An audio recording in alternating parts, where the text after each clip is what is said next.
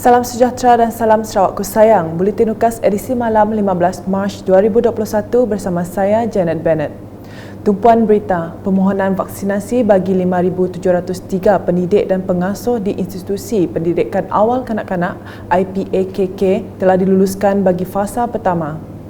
Menteri Kebajikan Kesejahteraan Komuniti Wanita, Keluarga dan Pembangunan Kanak-Kanak Datuk Seri Fatimah Abdullah memaklumkan permohonan tersebut telah dipersetujui Jawatankuasa Pengurusan Bencana Negeri Sarawak JPBNS supaya pendidik dan pengasuh diberikan keutamaan sebagai petugas barisan hadapan dalam pemberian vaksin COVID-19.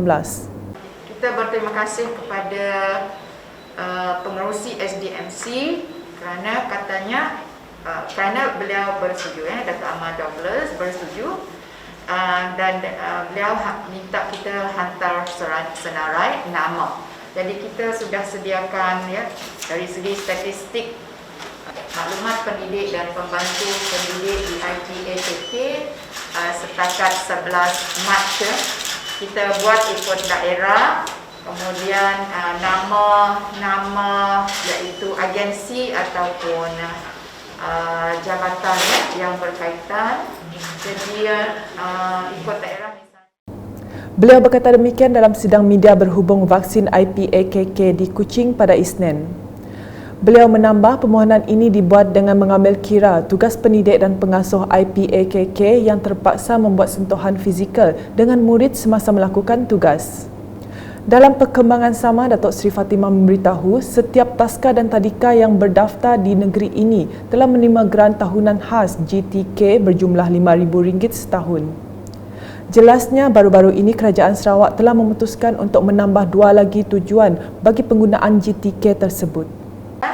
Setahun ini kita juga benarkan iaitu taska dan tadika untuk menggunakan sebahagian kecil. Mereka masukkan dalam borang itu tujuannya. Iaitu untuk kerja pembaikan kecil demi untuk memastikan keselamatan anak-anak. Kemudian juga satu lagi adalah diluluskan untuk pembelian perabot iaitu khusus yang akan membantu dalam proses pembelajaran dan juga barang elektrik.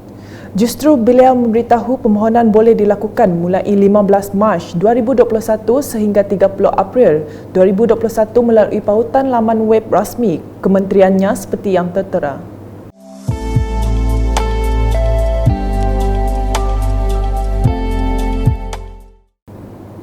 Berikut pula mengenai penangguhan sesi persekolahan secara bersemuka di daerah Miri yang sepatutnya tamat pada 14 Mac 2021 namun disambung semula sehingga 22 Mac 2021.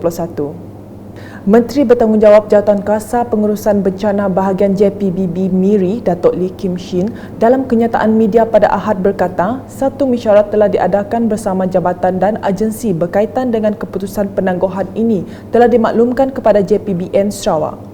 Tambah Datuk Lee yang juga Menteri Pengangkutan Sarawak, keputusan tersebut akan dikaji semula dalam masa 1 minggu.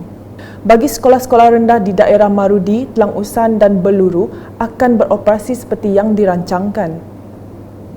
Laporan di Dun Tarat, Menteri Muda Pemodenan Pertanian Tanah Adat dan Pembangunan Wilayah, Datuk Roland Saga Wee In, telah menyerahkan surat makluman projek transformasi luar bandar RTP 2021.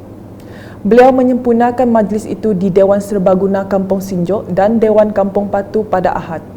Di Dewan Serbaguna Kampung Sinjok, beliau menyerahkan surat makluman projek kepada ketua kampung yang melibatkan projek seperti berikut.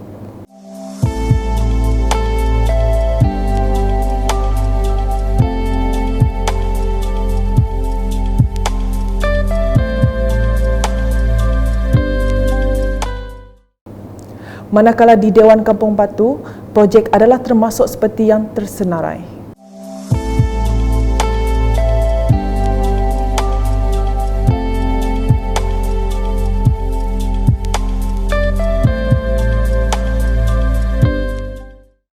Dalam majlis sama, Datuk Roland Saga yang juga ahli Dewan Undangan Negeri Adun Tarat turut menyampaikan kenyalang Golkad KGC kepada Ketua Kampung dan Ketua Masyarakat KMKK yang mewakili penerima di kampung masing-masing.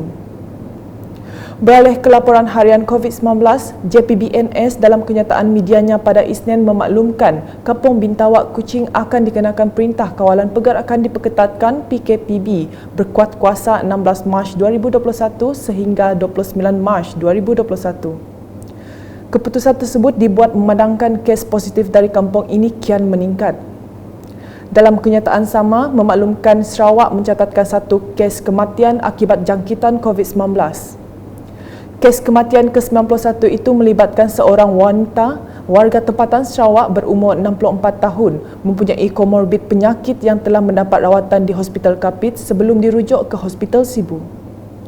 Dalam pada itu, terdapat 251 kes positif baru dikesan di 14 daerah di Sarawak seperti yang tertera, menjadikan jumlah keseluruhan meningkat kepada 12,702 kes. Sehubungan dengan itu, semua daerah tetap mengekalkan status setia ada dengan Song, Serian, Subis, Julau, Betong, Maradong, Kuching, Kapit, Bintulu, Miri dan Sibu masih berstatus merah. Turut diisytiharkan penambahan satu kluster baru di daerah Bintulu iaitu kluster Jalan Tanjung. Manakala kluster Tabong di daerah Bau diisytihar tamat setelah tiada kes baru dikesan dalam tempoh 28 hari menjadikan kluster yang masih aktif di seluruh Sarawak setakat ini adalah sebanyak 29. Sekian edisi malam bersama saya Janet dan kru penerbitan.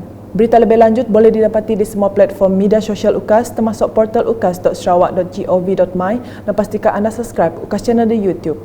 Salam UKAS.